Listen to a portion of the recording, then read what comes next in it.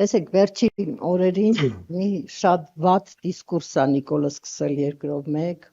այդ արցախցի երիտասարդը, որ մոտեցավ իրան, ասեց ինչու դու չես զոհվել, ինչու ես կենթանի մնացել, հետո էս ոնց որ սենց ալիքով տարածվեց եւ սկսեցին այդ իր թիմն էլ վերցրեց այդ չելենջը ու սկսեցին շարունակել, նաեւ դու ինչի չես զոհվել, նա ինչի չի զոհվել, հիմա մարդիկ սկսում են արդեն պատասխանել, բա դուք ինչի չեք զոհվել, հա, կարծես թե զոհվելը մի երանելի վիճակ է, մենք փոխանակ մտածենք նրա մասին, թե ինչու են այդքան մարդ զոհվել, հիմա մեկս մյուսից հարցնում ենք, թե նա ինչի չի զոհվել, սա ինչի չի զոհվել, բանը հասավ նրան, որ արդեն անվանական են հարցնում մարդկանց, դրանց պաշտպանության նախարար կոչվածն էլ ձեր անունը տվեց եւ հրապարակից հայտարարեց, որ ձեր ընտանիքում 6 երիտասարդ կա, ինչու չեն զոհվել։ Իհարկե մի օր հետո ոնց որ հերքել է, թե ես նկատի չունեի զոհվել, ես նկատի ունեի պատերազմին մասնակցելը, բայց այդ ելույթը բոլորս լսել ենք, որ ասել է նահատակվել բառը, այսինքն եթե ինքը չգիտի, որ զոհվելն ու նահատակվելը նույն բանն են, ոչինչ չեն կարող անել, բայց ամեն դեպքում ես կարծում եմ իհարկե, որ հասարակությունը շատ վատ ընդունեց այս դիսկուրսը, հա, ինքը իր մեծ հաշվով բոլորը դատապարտեցին, մերժեցին, հա, թքեցին, մրեցին, բայց դե իրանց վրա դա չի ազդում։ Ուղղակի կա մի ինչ-որ զանգված, որը նաև լսում է, ասում, ահա դե ճիշտ է, ասում էլ ինչի չեն զոհվել, հա։ Ես կուզեի, որ ոչ թե մեզ բացատրեք, այլ այդ մարդկանց բացատրեք, հա, ոչ թե զոհվելու մասով, այլ նրա այն մասով, թե պատերազմում մասնակցել են, չեն մասնակցել, ինչու չեն մասնակցել ձեր զավակները եւ առհասարակ ոնց կարելի է պատասխանել, ոնց կարելի է դադարեցնել այս տեսակ գարշելի լողկալի դիսկուրսների տարածումը երկրով մեկ։ Դուք ոնց եք դա պատկերացնում։ Ես կարող եմ ասել, որ մեր ընտանիքի տղաները թե պատերազմի ժամանակ, թե դրանից առաջ աշխատել են, որ իրենք չզոհվեն, որովհետև իրենք կենտանի մեռելներ են, իրենք ուրիշ ոչ մի խոսույթ չեն կարող տալ հասարակությանը, մենք առաջարկում ենք ծրագրեր, ինչպես կարող ենք զարգացնել մեր երկիրը, ինչպես կարող ենք ուժեղացնել մեր անվտանգությունը, որպեսզի մարդիկ չզոհվեն, այս մարդիկ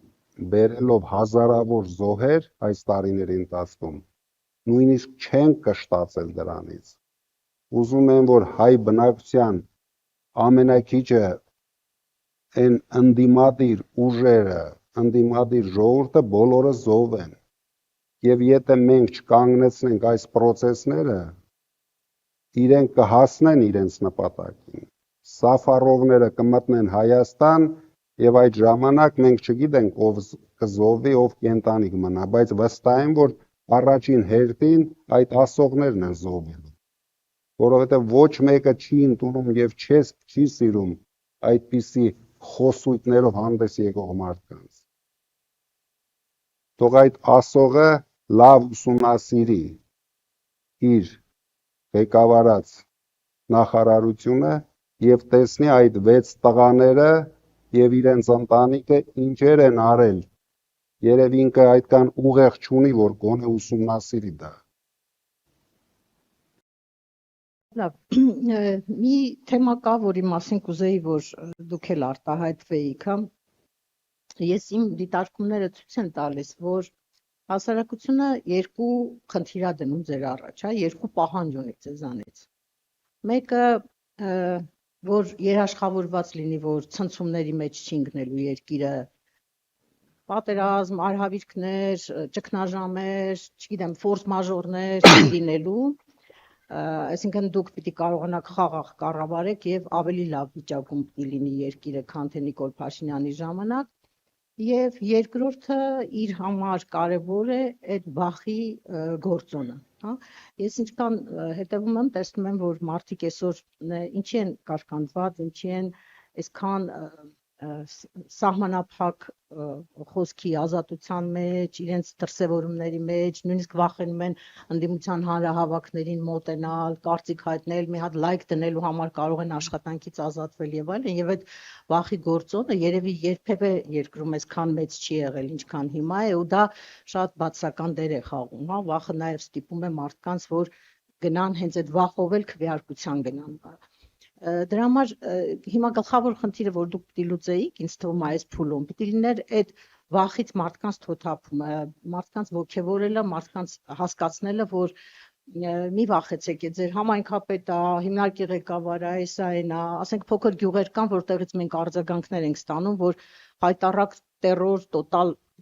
վախի մթնոլորտ է ձևավորված եւ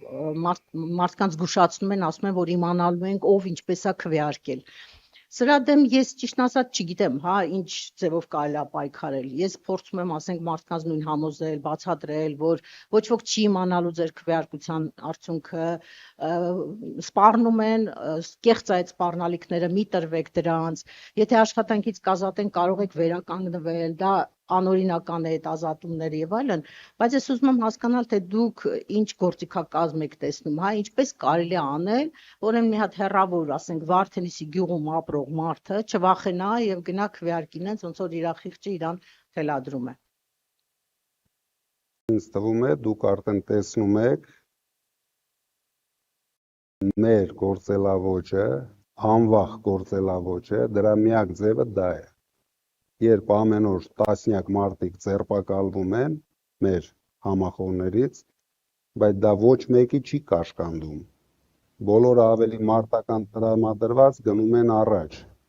Դրա միակ ձևը դա է։ Եվ մենք ունենք լուրջ հաջողություն այդ բնագավառում։ Քանի որ երբ որ մենք սկսել ենք պայքարը, մոտ 40%-ը չէին պատասխանում, հրաժարվում էին պատասխանել։ Այսօր դա ընդամենը մնացել է 18%։ Ես դա համարում եմ, քանի որ բոլորը հիշում եք, որ մենք սկզբից միայնակ էինք պայքարում, համարում եմ ավելի շատ մեր աշխատանքի արդյունքը եւ մենք շարունակելու ենք այդ ոճով աշխատել, ինչ կան ուզում են ձերբակալեն։ Մեկի տեղը 1000-ն է հավելանում։ Մարդիկ արդեն իրենցից չեն վախենում, մարդիկ արդեն իրենցից զզվում են, մեկ օր շուտ փոփոխություն են ուզում եւ մենք ապահովելու ենք այդ փոփոխությունը։ Մենք նոր Հայաստանում առաջին անգամ հասնելու ենք նրան,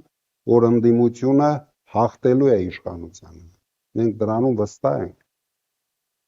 եւ մեր համախոհներն են դրանում վստահ, որովհետեւ մենք թե մարզերում, թե Երևանում, երևի դուք էլ տեսնում եք մեր հանրահավաքներին, որ ոչ մեկը իրենցից չի վախենում։ Եվ ամեն օր դա գնալով քչանում է։ Դրա համար մենք ասում ենք, մենք հաղթելու ենք վախը։ Փոփոխությունը գալու է եւ հաստատ մենք ունենալու ենք այդ փոփոխությունը։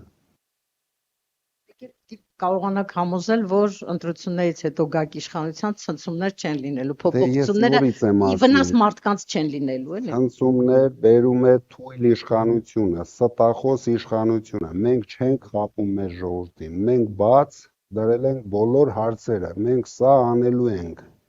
Ես նորից եմ ասում, ամսի 8-ից հետո մենք ունենալու ենք նոր Հայաստան, ամենաապահով երկիրը, զարգացնելու ենք մեր բանակը եւ ուզում եմ ձեզ երևի առաջին անգամ այստեղ հնչեցնեմ, մենք ծրագիր ունենք զարգացնելով բանակը, վերազինելով բանակը նոր տեխնիկաներով, հասնենք նրան, որ մեր ժամկետային ծառայությունը հասցնենք 1 տարվա։ Ընդամենը 1 տարվա ընթացքում մենք հասնելու ենք դրան եւ մեր ժողովուրդը կտեսնի դա։ Ես գիտեմ, որ սրանք տարածում են, որ մենք ավելացնելու ենք նորից 2 տարի, բայց մենք հակառակն ենք անելու։ Մենք 1 տարի ենք սարքելու ժամկետայինը, ունենալով ուժեղ բանակ իհարկե։